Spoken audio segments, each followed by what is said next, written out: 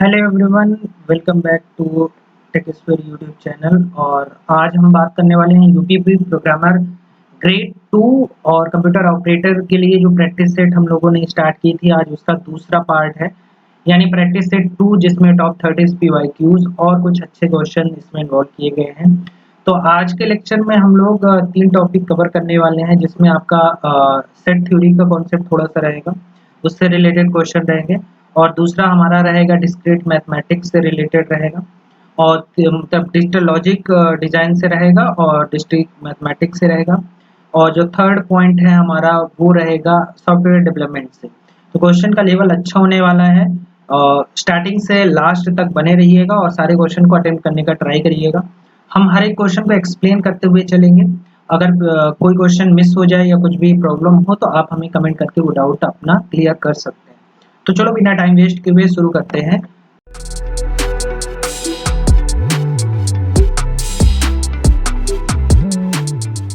तो पहला क्वेश्चन आपकी स्क्रीन पर ये रहा। लेट ए एक सेट दिया हुआ है जिसमें 1 2 3 है एंड रिलेशन दिया हुआ है।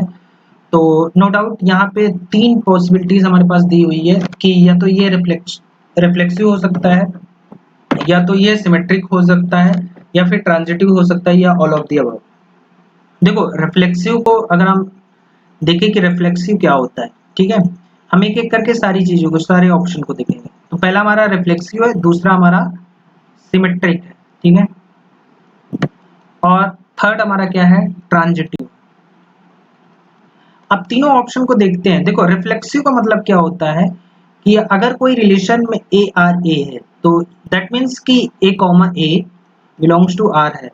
तो इसमें जो ए एलिमेंट है ये क्या होना चाहिए, ये बिलोंग्स टू होना चाहिए सेट ए से। अगर ऐसा पॉसिबल है तो ये क्या होता है, रिफ्लेक्सिव होता है। अच्छा, वहीं सिमेट्रिक की बात करो तो सिमेट्रिक में क्या होता है, अगर ए रिलेशन बी ऐसा दिया हुआ है और बी रिलेशन आर ये ऐसा दिया हुआ हो, और ए कॉमा बी ये दोनों बिलोंग्स करते हो किससे, ए से, तो हमारा क्या होता है, ये सिमेट्रिक होता है। अब ठीक है, अब अगर हम बात करते हैं ट्रांजिटिव की बात करते हैं, तो ट्रांजिटिव में क्या होता है कि अगर ए और बी दोनों बिलोंग करते हैं रिलेशन आर से, और बी कॉमा सी ये भी बिलोंग करते हैं आर से, तो इसमें अगर ए और सी ये बिलोंग करेगा आर में, अगर ये कंडीशन ट्रू होती है तो हमारा क्या हो जाए, ट्रांजिटिव होगा। तो अगर आप इसमें देखो 1,1 तो ये तो रिफ्लेक्सिव तो होगा ही। फिर 1,2 तो ए बी और चाहे बी ए दोनों की बात करो, सिमेट्रिक भी बाय डिफॉल्ट होगा। ट्रांजिटिव की बात करूं अगर तो ट्रांजिटिव भी होगा, तो इसमें क्या ऑप्शन होगा हमारा, डी। ठीक है, चलो नेक्स्ट मूव करते हैं। The number of symmetric relation on set of 3 element is. Symmetric relation का अगर कोई 3 एलिमेंट दिया हुआ है तो इसमें पूछ रहा है कि कितने एलिमेंट मैक्सिमम हो सकते हैं। तो देखो एक रिलेशन आर है और इसमें टोटल जो बनेगा वो रिलेशन क्या होगा, ये हो जाएगा 2 की पावर 3 मल्टीप्लाई 2 की पावर 3, तो टोटल कितना होगा 8 इंटू 8, टोटल कितने आएंगे 64 आएंगे। क्लियर है, 64। हालांकि देखिए इसमें ऑप्शन है, अगर आप इसको डिटेल में सॉल्व करना चाहो तो सॉल्व कर सकते हो, ठीक है। अभी फिलहाल के लिए ऑप्शन नंबर डी क्या हो जाएगा, करेक्ट हो जाएगा। क्लियर है, चलो। A relation is an equivalence relation if it is। equivalence relation के लिए हमें क्या चाहिए, अगर मैं equivalence relation की बात करूं तो इसमें हमारा रिफ्लेक्सिव होना चाहिए, ठीक है, सिमेट्रिक होना चाहिए और ट्रांजिटिव होना चाहिए। अगर ये तीनों हैं तो हमारा क्या इक्विवेलेंस रिलेशन होगा, तो ऑप्शन नंबर सी हमारा क्या हो जाएगा, करेक्ट हो जाएगा। क्लियर है। If R is a transitive relation, अभी हमने इसको डिस्कस किया कि अगर ट्रांजिटिव रिलेशन की अगर कहीं बात आती है तो सीधी सी बात है, अगर ए और बी बिलोंग कर रहा है आर को और बी और सी भी बिलोंग्स टू आर, तो A and C must be belongs to R, अगर वो ट्रांजिटिव है तो इसमें ऑप्शन नंबर ए हमारा क्या हो जाएगा, करेक्ट हो जाएगा। नेक्स्ट क्वेश्चन में मूव करते हैं। Let relation sorry set A is equal to 1,2 number of reflexive relation on A. तो रिफ्लेक्सिव रिलेशन का मतलब क्या है, देखो इसमें एग्जैक्टली रिफ्लेक्सिव रिलेशन का मतलब ये है कि जो एलिमेंट है 2 की पावर n-1, ये हमारा एलिमेंट रिफ्लेक्सिव रिलेशन को दिखाता है, तो ये हो जाएगा 2 की power 2 into 2 minus 1, that is 2 की पावर 2 और ये 4। आंसर हमारा क्या आ जाएगा? 3 ऑप्शन करेक्ट हो जाएगा। क्लियर है? ठीक है, ये चीज क्लियर। चलो नेक्स्ट क्वेश्चन में मूव करते हैं। नेक्स्ट क्वेश्चन है the transitive closure of relation R is the. अब देखो ट्रांजिटिव क्लोजर की अगर मैं बात करूं तो जितने भी आर में एलिमेंट होते हैं सबको कंटेन करेगा। क्लियर है? सबको कंटेन करेगा। तो एक अगर मैं इसका देखूं तो ये आर प्लस की अगर मैं बात करूं तो आर प्लस का मतलब क्या होगा? ये होगा R union R square union R cube union और ऐसे करते करते इनफाइनाइट तक जाएगा।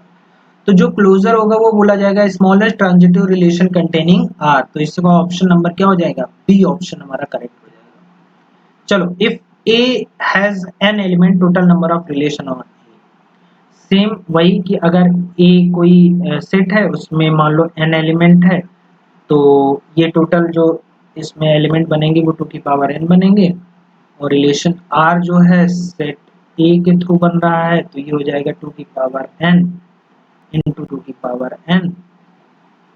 तो ये हमारा हो जाएगा एग्जैक्टली जो एलिमेंट बनेंगे वो 2 की पावर एन स्क्वायर। तो ये हमारा ऑप्शन नंबर डी इसका क्या हो जाएगा? करेक्ट हो जाएगा। ठीक है, क्लियर ये चीज? क्लियर? चलो अब हम नेक्स्ट क्वेश्चन में मूव करते हैं। The power set of 1, 2, 3। आपको भी पता है पावर सेट के जो एलिमेंट होते हैं उनको फाइंड आउट करने के लिए हम लोग क्या करते हैं? 2 की पावर n सिंपली। n क्या? Number of element. यहाँ 2 की पावर 3 तो नंबर ऑफ एलिमेंट कितना हो जाएगा? 3 तो 8 हो जाएगा हमारा आंसर। तो 8 एलिमेंट आएगा पावर सेट का। क्लियर? चलो विच of the following is not property on equivalence relation. अभी हमने बात की इक्विवेलेंस रिलेशन क्या होना है? सिमेट्रिक होना चाहिए, ट्रांजिटिव होना चाहिए, रिफ्लेक्सिव होना चाहिए। एंटी सिमेट्रिक की बात नहीं की गई है तो ये ऑप्शन क्या हो जाएगा हमारा? इसमें करेक्ट हो जाएगा। ठीक है, चलो नेक्स्ट क्वेश्चन में हम करते हैं which one is correct.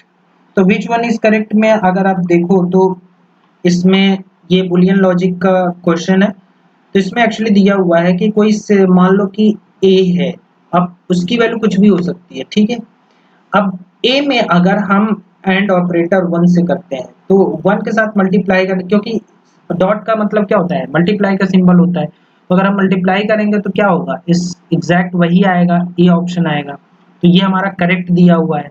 But ये फॉल्स क्यों? इसको देख लेते हैं। देखो ए डॉट जीरो, जीरो से मल्टीप्लाई करेंगे तो ये आंसर आना चाहिए 0। ठीक है, ए प्लस 0 करते हैं तो ये एग्जैक्टली ए आना चाहिए और ए प्लस 1 करेंगे तो एग्जैक्टली क्या आना चाहिए? 1 आना चाहिए। तो ये ऑप्शन भी हमारा गलत होगा, ये भी गलत होगा, ये भी गलत होगा। ऑप्शन नंबर ए क्या हो जाएगा हमारा? करेक्ट हो जाएगा। चलो नेक्स्ट क्वेश्चन में मूव करते हैं। JK flip flop with J is equal to 1 K is equal to 0 will.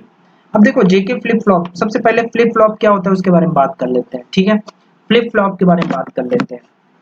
तो फ्लिप फ्लॉप क्या होता है?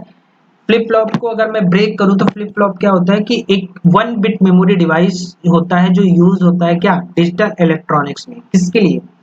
सिंगल बिट के डेटा को स्टोर करने के लिए, चेंज करने के लिए। क्लियर है ये चीज? अब इसके इनपुट लाइन के अकॉर्डिंग चेंज होता है। अगर मैं इसके टाइप की बात करूं तो कौन कौन से टाइप होता है?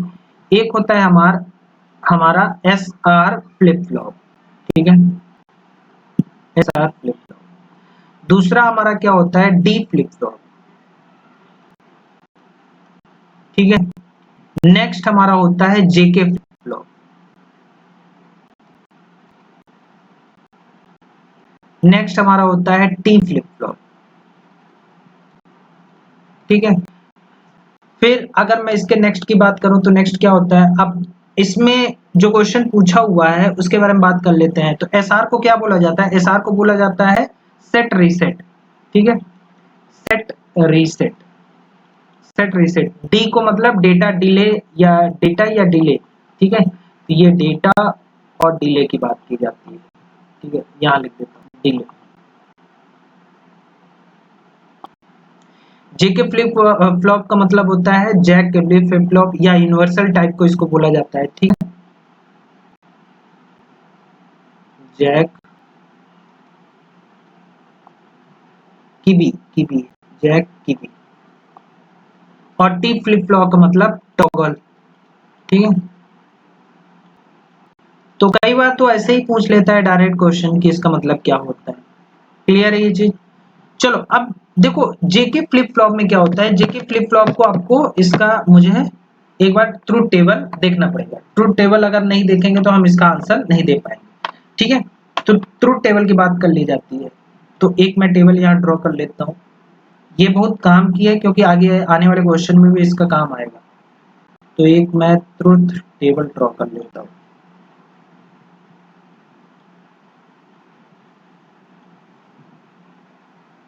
ठीक है, यहाँ पे हमारा जे हो गया, यहाँ पे हमारा के हो गया, और यहाँ पे इसको क्यू नेक्स्ट भी बोला जाता है। क्यू नेक्स्ट का मतलब कि जो नेक्स्ट हमारा क्या होगा स्टेट होगा उसको हम डिफाइन करते हैं, ठीक है। फिर इसमें डिस्क्रिप्शन कि किसके बारे में ये क्या यूज हो रहा है, ठीक है। तो जैसा कि आपको पता है पहले 0 0 कंडीशन, फिर दूसरी हमारी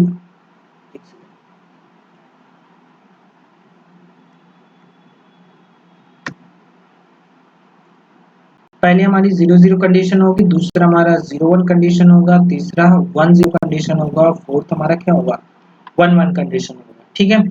तो अगर मैं 0 0 कंडीशन की बात करूं तो क्या होगा नो चेंज। इसको मैं क्यू लिखता हूं। क्यू का मतलब क्या होता है नो चेंज, और इसको हम बोलते हैं होल्ड स्टेट, ठीक है। होल्ड स्टेट कोई चेंज नहीं होगा, स्टेट को होल्ड रखेगा। 0 1 की बात करूं तो इसका आंसर आएगा क्या 0, और उसका आंसर आएगा 1। इसको बोला जाता है रीसेट, ठीक है। इसको बोला जाता है सेट। क्लियर है। फिर यहाँ पे क्यू रहता है और इसको बोला जाता है क्या टॉगल। इसको क्या बोला जाता है टॉगल, ठीक है, या फ्लिप क्यू बोला जाता है क्योंकि इसी का जस्ट क्यू का उल्टा अपोजिट होता है, तो इस वजह से इसको फ्लिप क्यू बोला जाता है। क्लियर है ये चीज। तो इसका जो ऑप्शन होगा, अगर देखो ऑप्शन पूछा है जे इज इक्वल टू 1, तो जे इज इक्वल टू 1 ये है, और 0, तो ऑप्शन क्या आ रहा है इसमें सेट। हमारा ऑप्शन नंबर सी यहाँ से क्लियर हो जाएगा। चलो नेक्स्ट क्वेश्चन में मूव करते हैं। How many 2:1 multiplexer are needed to build 4:1 multiplexer. चलो इसको समझने के लिए हम ऐसे पहले समझते हैं कि मल्टीप्लेक्सर क्या होता है, ठीक है। तो मल्टीप्लेक्सर एक्चुअली में क्या होता है कि ये बाइनरी इंफॉर्मेशन को बहुत सारी लाइनों से सिलेक्ट करके एक आउटपुट लाइन में चेंज करता है, ठीक है। क्या करता है बहुत सारी लाइनों को सिलेक्ट करके और उसमें चेंज करता है। अगर मैं जैसे 4 पॉइंट, अगर मैं इसको मक्स को बनाना चाहूँ तो मक्स कैसे बनता है 4:1 का मक्स अगर देखा जाए तो ये हमारी सेलेक्ट लाइन हो गई और ये हमारा आउटपुट लाइन हो गया। इसको हम बोलेंगे I0, इसको बोलेंगे I1, इसको बोलेंगे I2, और ये क्या हो जाएगा हमारा I3 हो जाएगा। क्लियर है। क्लियर है ये चीज। अब देखो यहाँ पे दो सिलेक्ट लाइन होती है, ठीक है, जिसको हम S0 और S1 बोलते हैं। अच्छा सीक्वेंस इधर होगा S0 एंड S1, ठीक है। इसको बोलते हैं हम लोग सिलेक्शन लाइन। इसको क्या बोलेंगे इनपुट लाइन। इसको क्या बोलेंगे आउटपुट लाइन। क्या है 4:1। अच्छा इसके आंसर की बात करें तो एक्चुअली में जो रिक्वायरमेंट होती है वो हमेशा सब ध्यान रखिएगा कि अगर 2 की पावर n में, और मैं कहूँ कि यूजिंग 2:1 कितने हमारे मल्टीप्लेक्सर की नीड होगी, हमेशा ध्यान रखिएगा 2 की पावर n-1। तो 2 की पावर n-1 का मतलब अगर मैं इसकी बात करूं तो 4 की बात करूं तो ये क्या हो जाएगा 2 की पावर 2 माइनस 1, सॉरी 2 की पावर 2 माइनस 1। हाँ तो ये कितना आंसर आ जाएगा 3 आंसर आ जाएगा। तो हमारा ऑप्शन नंबर बी करेक्ट हो जाएगा। चलो नेक्स्ट क्वेश्चन में मूव करते हैं। D flip flop is use to, अब देखो अभी अभी जस्ट हमने बात की, डी फ्लिप फ्लॉप का मतलब क्या होता है, डिले या डेटा, तो वैल्यू को क्या करता है, डेटा को होल्ड करना, तो latching a value, option number B correct हो जाएगा।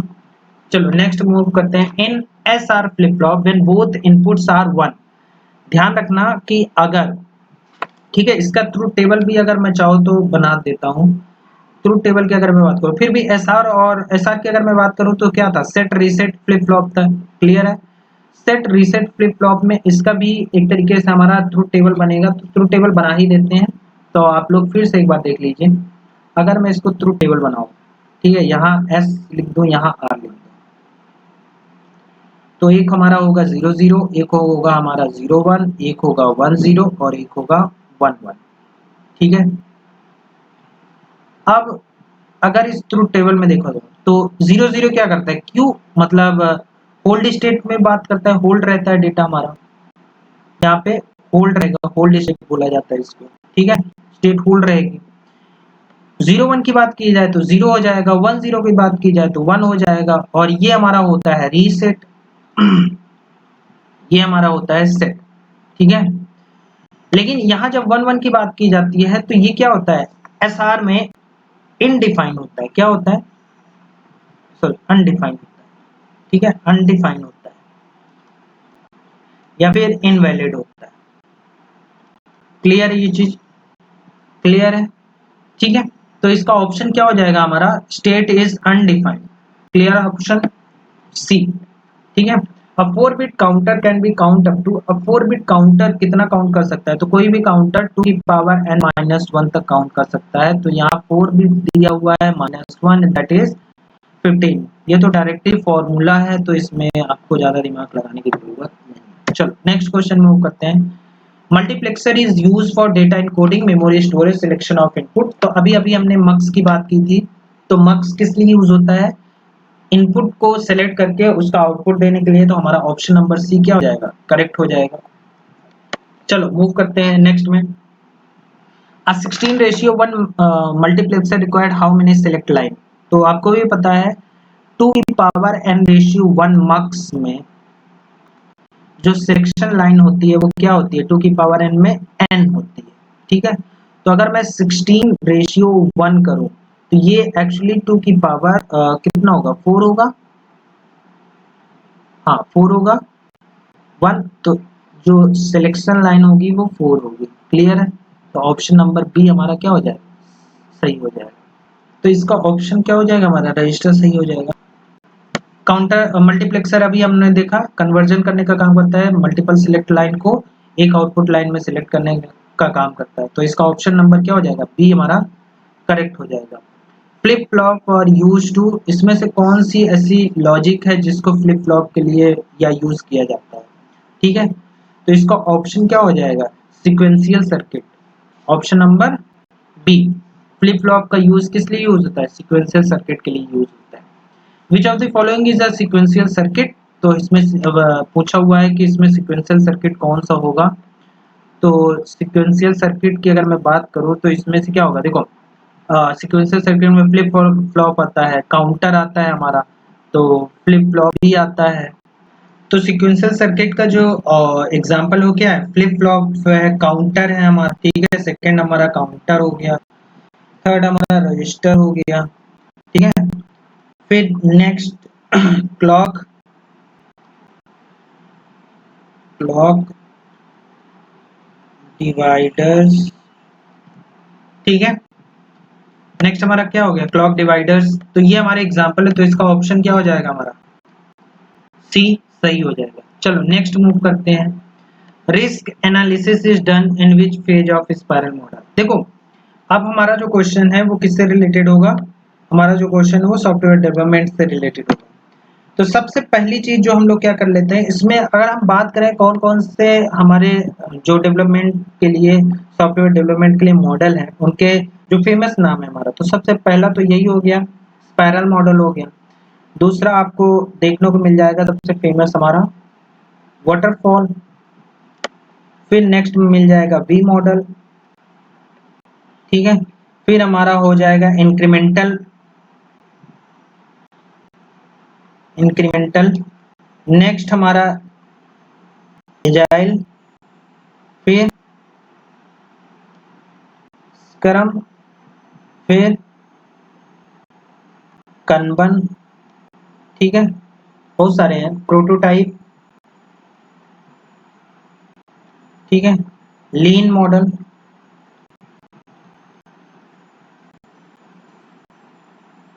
फिर डेवऑप्स मॉडल, फिर हमारा बिग बैंग मॉडल। तो ऐसे करके हमारे बहुत सारे बिग बैंग, ठीक है, ये सॉफ्टवेयर मॉडल डेवलपमेंट में। तो अगर मैं स्पाइरल मॉडल की बात करूं तो स्पाइरल मॉडल जस्ट प्लानिंग के बाद, ठीक है, वैसे तो ये सेकेंड फेज में इम्पोर्टेंटली प्लानिंग के जस्ट बाद हमारा क्या होता है, रिस्क एनालिसिस होता है, ठीक है, ठीक है, प्लानिंग के जस्ट बाद क्या होता है, प्लानिंग के जस्ट बाद रिस्क एनालिसिस होता है। बट अगर मैं इसके पूरे फेज की बात करूं तो ये प्लानिंग क्या, ये हर एक फेज में हम लोग क्या करते हैं, रिस्क एनालिसिस करते हैं। तो ये ऑप्शन नंबर बी क्या हो जाएगा हमारा, करेक्ट हो जाएगा कि एवरी फेज के बाद हम लोग रिस्क एनालिसिस करते हैं। The primary feature of spiral model is, क्योंकि ये हर एक जो फेज होता है हमारा, उस फेज में हम लोग रिस्क एनालिसिस करते हैं, इसलिए इसको क्या बोला जाता है, रिस्क ड्रिवन अप्रोच के हिसाब से स्पाइरल मॉडल को बोला जाता है। एचडीएलसी का मतलब क्या होता है, ये बहुत सिंपल, सबसे सिंपल क्वेश्चन आपका यही है। सॉफ्टवेयर डेवलपमेंट लाइफ साइकिल कहाँ दिया हुआ, देखो ये नहीं होगा, software life cycle, option number C हमारा क्या हो जाएगा, करेक्ट हो जाएगा। Next, which of the following is not a phase of SDLC. देखो रिक्वायरमेंट एनालिसिस तो हमारी होती ही होती है, डिजाइन भी होता है, टेस्टिंग भी होती है, बट कंपाइलेशन तो नहीं होता। हमारा कंपाइलेशन क्या हो जाएगा इसमें, करेक्ट आंसर हो जाएगा, बट ये कंपाइलेशन पार्ट नहीं होता है। तो हम ये कह सकते हैं कि compilation is not part of SDLC यानी सॉफ्टवेयर डेवलपमेंट लाइफ साइकिल, ठीक है। Next, what is the main goal of testing in SDLC. देखो टेस्टिंग का काम क्या है, फाइंड करना, जो बग है हमारे उसको क्या करना, फाइंड करना और फिक्स करना, यही सिंपल सा काम है। टेस्ट हम इसीलिए करते ही हैं, तो identify and fix bugs, simple सा काम है, ठीक है। Next, coding is done in which phase of SDLC. देखो कोडिंग जो करते हैं हम लोग एनालिसिस से करते नहीं है और डिजाइन से करते नहीं, इम्प्लीमेंट से करते नहीं, तो हमारा इम्प्लीमेंटेशन क्या होगा, इम्प्लीमेंटेशन। चलो next, which testing checks the whole system at once. एक बार में जो टेस्टिंग होती है वो किसकी होती है, तो ये हमारा सिंपल सा सिस्टम टेस्टिंग की बात करते हैं, ठीक है। यूनिट टेस्टिंग आपको पता है किसी यूनिट की करना, इंटीग्रेशन किसी के साथ इंटीग्रेट करके करना। चलो ऑप्शन नंबर सी इसमें क्या हो जाएगा, करेक्ट हो जाएगा हमारा।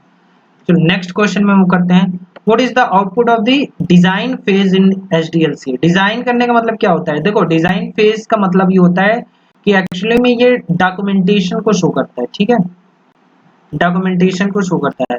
तो ऑप्शन नंबर बी क्या हो जाएगा हमारा, करेक्ट हो जाएगा। नेक्स्ट क्वेश्चन में मूव करते हैं, विच of the following is a not software model. देखो अभी जस्ट मैंने इसके पहले ही क्वेश्चन में वहां डिस्कस किए जितने मॉडल होते हैं, तो हमारा वाटरफॉल था, स्पाइरल था, एगली था, सॉरी एजाइल था, लेकिन बाइनरी ट्री नहीं था। तो ये तो हमारा एक डेटा स्ट्रक्चर का कॉन्सेप्ट है, तो ये हमारा ऑप्शन नंबर वैसे भी क्या हो जाएगा, डी हमारा करेक्ट हो जाएगा। चलो नेक्स्ट, ये तो हम जस्ट अभी क्वेश्चन कर चुके हैं, तो सिस्टम टेस्टिंग हमारा होगा। तो आई होप आप लोगों को ये लेक्चर, ये वाला वीडियो, इसमें जितने भी क्वेश्चन थे वो सारे क्वेश्चन आपको देखकर अच्छा लगा होगा, और लेवल के क्वेश्चन आपको दिए गए हैं। मैं इसके नेक्स्ट पार्ट में और अच्छे लेवल के क्वेश्चन लेकर आऊंगा और बाकी पार्ट को भी हम लोग कवर करेंगे। तो ऐसे करके हर एक पार्ट से 10-10 क्वेश्चन ला देंगे, जितने भी पार्ट इसमें पूछे जाते हैं, ताकि हमारे सारे क्वेश्चन जो हैं इसमें से एक तरीके से रिवाइज हो जाए। और जो ये क्वेश्चन पूछे जाते हैं, हमने काफ़ी पीआईक्यूज को देखकर और उसी हिसाब से ये क्वेश्चन डिज़ाइन किया है। तो अगर आपको ये वीडियो अच्छा लगा और ये कंटेंट अच्छा लगा तो आप लोगों के साथ शेयर करिए, चैनल को सब्सक्राइब कर लीजिए, क्योंकि ऐसे ही वीडियो इस चैनल पे अपलोड होती रहेंगी और उसका नोटिफिकेशन आप तक पहुंच जाए। तो ध्यान रखिएगा, ख्याल रखिएगा, तब तक के लिए टाटा बाय।